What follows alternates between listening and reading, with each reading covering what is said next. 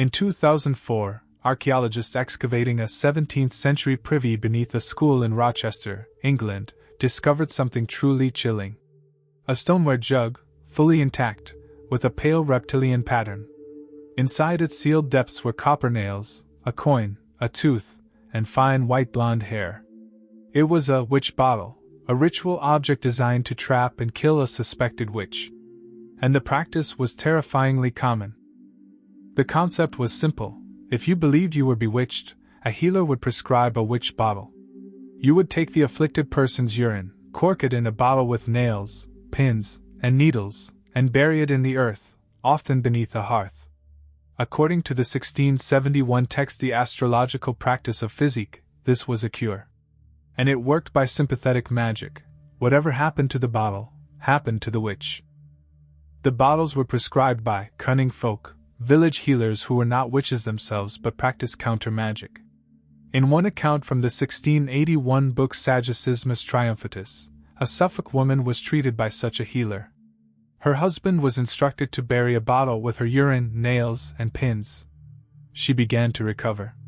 But later, a distressed woman arrived, claiming the remedy had killed her husband, the man she believed was the wizard who had cursed her. Modern archaeologists have found over 100 of these bottles, mostly concentrated in the east and southeast of England. They were typically buried beneath hearths, warm, hidden places where they could work their magic.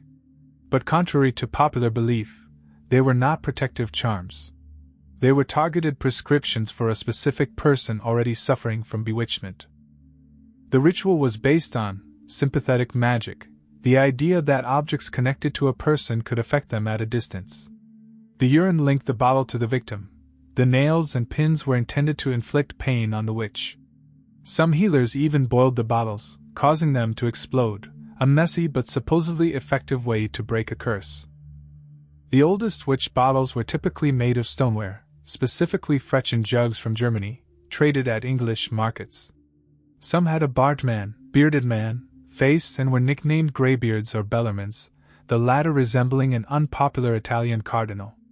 Glass bottles, like those found in Texas, came later. Despite the association with rural superstition, witch bottles weren't limited to the poor.